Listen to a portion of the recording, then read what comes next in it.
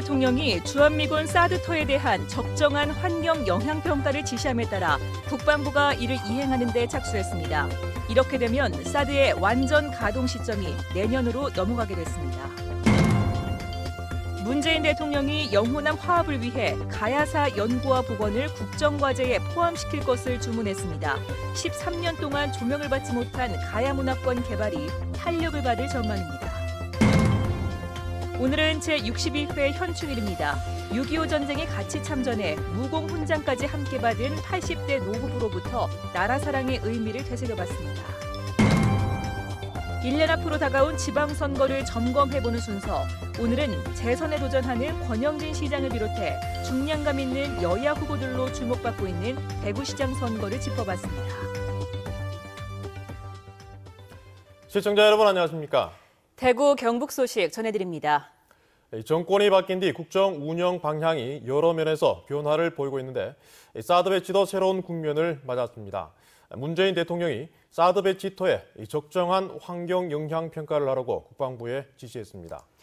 환경 영향 평가를 절차대로 하게 되면 1년은 걸릴 것으로 예상되는데 사드 배치 전반에 변수가 커졌습니다. 양관희 기자가 보도합니다. 문재인 대통령이 국방부의 성주 골프장인 사드터에 대한 환경 영향 평가를 처음부터 다시 하라고 지시했습니다. 국방부가 그동안 사드터에서 진행해온 소규모 환경 영향 평가를 법령 회피 시도로 간주했기 때문입니다. 국민 모두가 수긍할 수 있는 절차적 정당성을 획득할 수 있도록 하기 위해 국방부에 법령에 따른 적정한 환경 영향 평가 절차를 진행하라고 말했습니다. 규모가 크고 절차도 복잡한 평가인 전략 환경 영향 평가가 이뤄질 가능성이 커졌습니다. 국방부도 성주 골프장에 대한 환경 영향 평가를 원점에서 새로 하는 방안을 검토 중인 것으로 알려지고 있습니다. 이렇게 되면 환경 영향 평가 절차가 끝나는데 1년은 걸릴 것으로 예상되면서 한미 군당국이 목표로 삼은 올해 사드의 완전 가동 시점은 내년으로 넘어가게 됩니다. 이에 대해 사드 배치 반대 단체들은 정부의 방침을 지켜보겠다는 조심스러운 반응을 보이고 있습니다. 절차는 절차대로 밟아가더라도 배치 과정에 이런 문제들, 이런 것들을 다 짚어서 이걸 계기로 해서 사드를 철회하는 그런 결정이 내려지기를 바라고 있습니다. 사드 배치 결정 1년을 한 달가량 앞두고 문재인 정부의 절차적 투명성 강화 조치로 국방부의 속전속결 추진이 사실상 무산되면서 사드 배치를 둘러싼 갈등이 새로운 국면을 맞고 있습니다. MBC 뉴스 양관입니다. 문 대통령은 또 영호남 화합을 위해 가야사 연구와 복원을 국정과제에 포함시킬 것도 주문했습니다. 영호남 17개 시군이 추진하고 있는 가야문화권 개발이 탄력을 받을 전망입니다. 한태현 기자가 보도합니다. 문재인 대통령이 가야사를 언급한 것은 지난 1일 대통령 주재 수석 보좌관 회의에서입니다. 지방정책 공약 부분도 지금 정리를 하고 있을 거거든요. 그래서 그 속에 가야사 연구와 복원, 가야사 그 부분을 꼭 좀 포함시켜 주셨으면 좋겠습니다. 문 대통령은 가야사 연구와 복원 사업은 그동안 빛을 보지 못했지만 학술적 연구와 복원의 가치가 있다고 판단했다고 밝혔습니다. 특히 영호남의 벽을 허물 수 있는 좋은 사업이라는 점을 강조했습니다. 이 가야사 연구 복원은 말하자면 영호남이 공동 사업으로 할 수 있는 그런 사업이어서 영호남 간의 어떤 벽을 이렇게 조금 허물 수 있는 그런 좋은 사업 생각됩니다. 고령군을 비롯한 영호남 17개 시군으로 구성된 가야문화권 지역발전협의회는 가야사 연구와 복원 사업이 탄력을 받을 것으로 기대한다며 환영의 뜻을 나타냈습니다. 협의회는 그동안 노력해온 가야문화권 개발과 지원에 관한 특별법도 국회에서 통과될 것으로 기대하고 있습니다.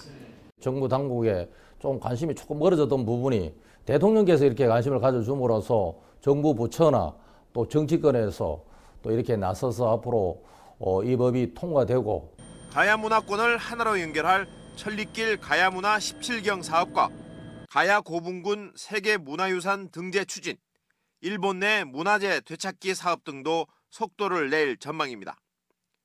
가야 문화권이지만 그동안 참여하지 않았던 상주시를 비롯한 8개 영호남 시군도 협의회에 가입할 것으로 예상됩니다. 13년 동안 주목을 받지 못했던 대가야 문화사업이 문재인 정부의 국정과제 가운데 하나인 영호남 상생사업에 포함되면서 새로운 전기가 될 것으로 기대됩니다. MBC 뉴스 한태현입니다. 제62회 현충일을 맞아 대구와 경북에서도 추념식이 열렸습니다. 대구시는 오늘 권영진 대구시장과 우동기 대구시 교육감 등이 신암선열공원에서 호국영령을 참배한 데 이어 yap산공원 충원탑에서도 기관 단체장과 국가유공자, 유족 등 2천여 명이 참석한 가운데 현충일 추념식을 열었습니다. 경상북도도 국립영천호국원에서 김관영 도지사와 도민들이 참석한 가운데 추념식을 거행하고 나라를 위해 희생한 호국영령의 뜻을 기렸습니다. 현충일, 나라를 위해 고귀한 생명을 바친 순국 선열들을 다시 한번 생각하게 되는 날입니다. 오늘은 6.25 전쟁에 함께 참전해 무공 훈장까지 함께 받은 80대 부부로부터 나라 사랑의 의미를 되새겨보겠습니다. 권윤수 기자입니다. 대구에 사는 83살 박옥선 할머니. 어린 시절부터 용기와 강단 있는 성격이었던 박 할머니는 6.25 전쟁이 발발한 1950년 18살 꽃다운 나이에 여군으로 자진 입대했습니다. 자신의 안위보다 조국의 위기가 더 크게 다가왔기 때문입니다. 밤낮을 가리지 않고 포탄이 날아들고 언제 또 짐을 싸야 할지 모르는 전쟁통에도 사랑은 운명적으로 찾아왔습니다. 당시 강원도 3사단에 근무했던 멋쟁이 군인 87살 한준석 할아버지가 자신이 근무했던 육군 본부로 들렀을 때 우연히 만나 사랑을 곧 피웠고 전쟁이 끝난 뒤 결혼에 골인했습니다. 괜찮게 보이죠. 쑥스러우신가 봐요. 청년 따라다녔는데. 따라다녔어요. 그렇죠. 따라다녀요. 같은 민족끼리 총을 겨눴던 전쟁. 60년 이상 훌쩍 지났지만 그때의 참상은 부부에게 끔찍한 기억으로 남아 있습니다. 할아버지는 동해 전선에서 다리에 총상을 입기도 했습니다. 날이 새면은 전투 준비를 하고 계속 접근하고 이제 마주보고 있어야 되니까. 할머니는 3년 넘게 복무하고 중사로 전역했고 할아버지는 20여 년 동안 직업군인으로 있다 대위로 전역했습니다. 이런 공으로 1952년 화랑 무공 훈장을 함께 받아 드물게 부부 훈장 수여자가 됐습니다. 전쟁의 아픔과 참상이 점점 잊혀져가는 요즘 노 부부는 나라를 지키기 위해 누군가는 희생했기에 오늘이 있다는 걸 간혹 떠올려줬으면 하고 바랍니다.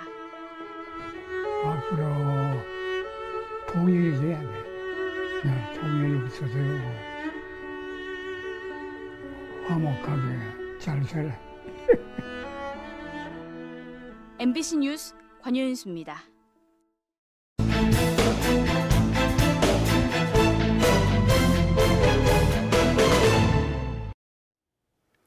1년 앞으로 다가온 지방선거를 점검해보는 순서, 오늘은 두 번째 시간으로 대구시장 선거를 짚어봅니다. 현 시장에 소속된 자유한국당 내에서도 여러 후보가 거론되고 있고 여당이 된 민주당과 바른정당도 중량감 있는 후보로 도전을 준비하고 있어 주목받고 있습니다. 보도에 도성진 기자입니다. 자유한국당에서는 권영진 대구시장이 재선에 나설 것으로 보이는 가운데 이재만 전 동구청장이 도전에 나섰고 이진훈 수성구청장과 김상훈, 곽대훈, 정태욱 의원 등이 후보군에 포함됩니다. 대선에서 유일하게 대구에서만 10%가 넘는 지지율을 기록한 바른정당도 전국 정당 도약을 위해선 대구시장 선거에 각별한 관심을 기울이고 있습니다. 3선을 연임한 윤순영 중구청장이 유력 후보로 보이는 가운데 당의 요청이 있을 경우 주호영 의원도 거론되고 있습니다. 지난 시장 선거에서 김부겸 의원이 36%를 득표한 더불어민주당에서는 홍일학 의원과 이재용 전 환경부 장관, 임대윤 대구시당 위원장의 출마 가능성이 점쳐지고 있습니다. 국민의당과 정의당은 당 조직부터 정비한 뒤 인재 영입 등 후보 물색에 들어간다는 방침입니다. 지난 총선하고 이번 대선에서도 약화되기는 했습니다만요. 이것이 완전히 전환점을 맞이해가지고 새로운 형태의 변수가 될 것이다라고 하기는 아직은 성급한 감이 좀 있습니다. 보수와 진보 모두 복수의 다당구도로 바뀐 상황에서 어떤 후보가 나오느냐가 중요한 변수가 될 것으로 보입니다. 여러 정당들이 분할된 상태에서 어느 이제 하나 정당이 이제 과거처럼 막대기만 꽂아도 되는 이런 상황이 아니기 때문에요. 선거의 역풍성은 굉장히 커지겠죠.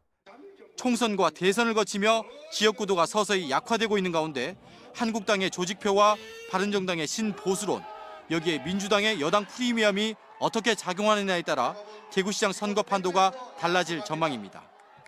MBC 뉴스 도성진입니다.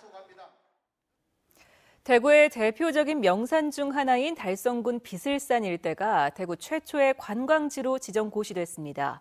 대구시와 달성군은 환영하고 있지만 환경단체들은 자연 훼손 등을 이유로 우려의 목소리를 내고 있습니다. 윤영균 기자가 취재했습니다. 전국 최대의 참꽃 군락지가 펼쳐져 있는 대구 달성군 유가면의 비슬산. 지난 4월에 열린 참꽃 문화제에는 전국에서 60만 명이 몰렸습니다. 올해부터 휴양림 입구에서 대견사지까지 이른바 반딧불이 전기차까지 운행되면서 올해는 300만 명의 관광객이 찾을 것으로 달성군은 추산하고 있습니다. 대구시는 비슬산 자락 일대 25만 제곱미터를 비슬 관광지로 지정 고시했습니다. 관광지와 관광구역, 관광특구는 전국적으로 300곳 정도 되는데요. 대구에서 이렇게 관광구역으로 지정된 곳은 이곳 비슬산이 처음입니다. 개발 부담금 면제와 공유재산 임대료 감면 등의 혜택이 있는 만큼 대구시와 달성군은 비슬산 일대 개발에 탄력을 받을 것으로 기대하고 있습니다. 달성군은 오는 2021년까지 600억 원을 들여 이 일대에 유스호스텔과 화석박물관, 상가시설 등을 만들 계획입니다. 작년에 저희들이 봤을 때 한 250만 원이 이제 됐거든, 그죠? 그러면 이 관광지가 개발되고 나면 저희들 한 400만 명, 그리고 이제 장차 달성군 그 관광객이 1000만 명을 돌파한다고 그래 보고 있습니다. 하지만 환경단체들은 우려의 목소리를 내고 있습니다. 비슬산 케이블카 설치 논란이 이어지는 상황에서 관광을 목적으로 비슬산을 개발하려는 움직임이 본격화되면 환경 파괴가 가속화될 수 있다는 겁니다. 비슬산은 우리 국립공원 얘기가 나올 정도로 산세가 빼어난 대구의 대표적인 산인데 이런 식으로 개발의 어떤 광풍에 휘둘릴 게 아니라 비슬산을 잘 보존하는 대책까지 아울러서 마련해야 된다고 봅니다. 앞산과 팔공산에 이어 비슬산까지 환경 파괴 논란에 휩싸인 가운데 달성군은 화원 유원지를 관광지로, 달성보 주변은 관광단지로 지정하기 위한 절차에 착수했습니다. MBC 뉴스 윤영균입니다. 현충일인 오늘 대구와 경북 지역에는 오후부터 비가 내리고 있습니다. 지금까지 내린 비의 양은 상주가 14mm를 비롯해 문경 10, 칠곡 9.5, 대구 1, 포항 0.5, 안동 3.4mm를 기록하고 있습니다. 비는 내일 오전까지 5에서 20mm 내리다 그치겠습니다. 일부 지역에는 오늘 밤부터 비와 함께 바람이 강하게 불어 시설물 관리에 주의가 필요합니다. 내일은 비가 그친 뒤 구름 많겠고 대구의 아침 최저 기온은 18도, 낮 최고 기온은 28도까지 오르겠습니다. 대구 환경운동연합은 성명을 내고 어제 낙동강에서 올 들어 첫 녹조띠가 목격됐다고 밝혔습니다. 첫 녹조띠가 관측된 구간은 달성보와 합천 창녕보 사이 도동서원 앞입니다. 환경운동연합은 이번 녹조가 지난 1일 4대 강보의 수문을 개방한 이후 사흘에 걸친 수위 저하가 끝나자마자 나타난 현상이라며 4대 강보 수문을 전면 개방할 것을 정부에 촉구했습니다. 포항제철소 제3용광로가 102일간의 개보수 작업 끝에 세계에서 5번째로 큰 용광로로 다시 태어났습니다. 무려 14,000톤의 샘물을 하루에 생산할 수 있습니다. 보도에 이규설 기자입니다. 화이뽕을 받아든 포스코 권호준 회장과 주요 손님들이 포항제철소 제3용광로 풍부에 불을 붙입니다. 지난 1978년부터 1억 1,900만 톤의 샘물을 생산한 제3용광로가 네 번째 생애를 시작하는 순간입니다.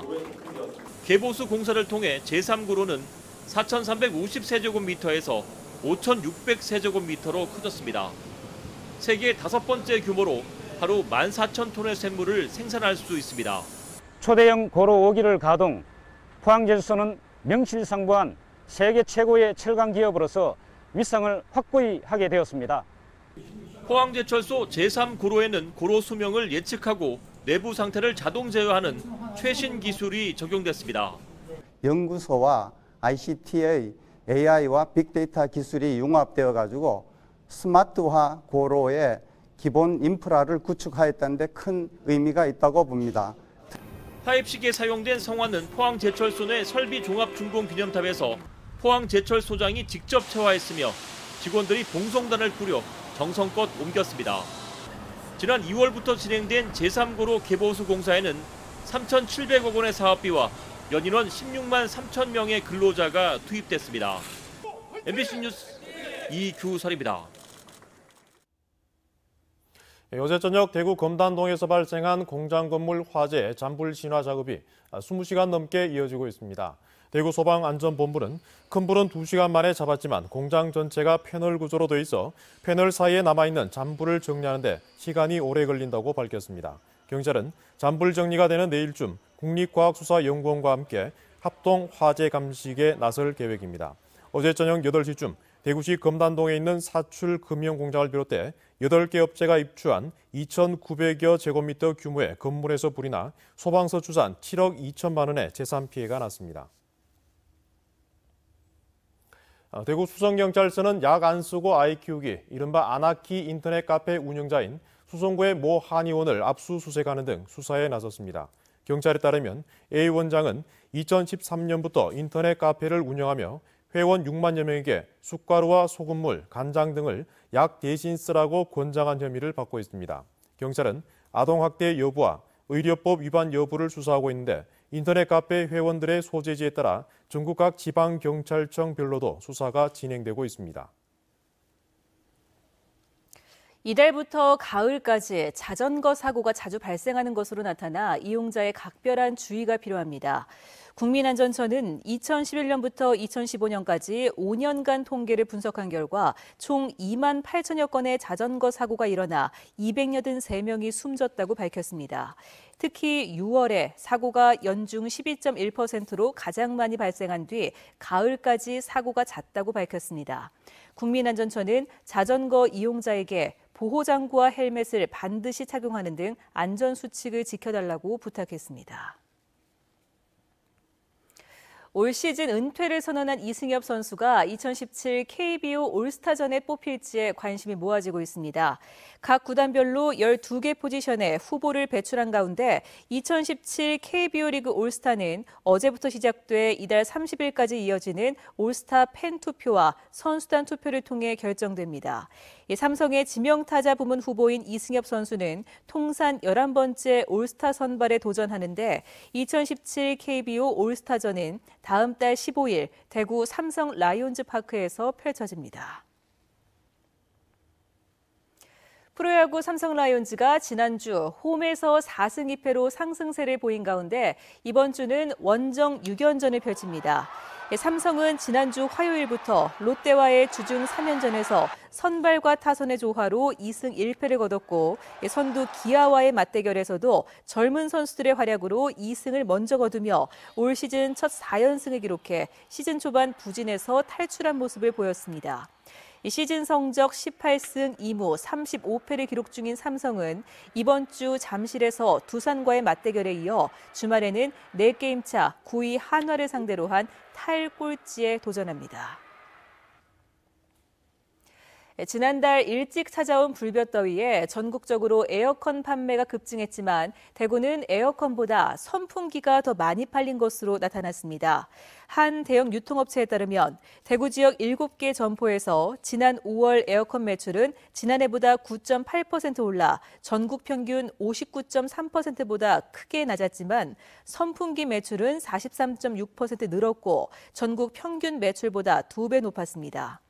유통업체 관계자는 대구의 경우 가구당 에어컨 구비율이 상당히 높은 편으로 때이른 더위에 전기세 부담을 덜기 위해 추가로 선풍기를 구매하는 경우가 많은 것으로 분석했습니다. 지금까지 대구 경북 소식 전해드렸습니다. 시청해주신 여러분 고맙습니다.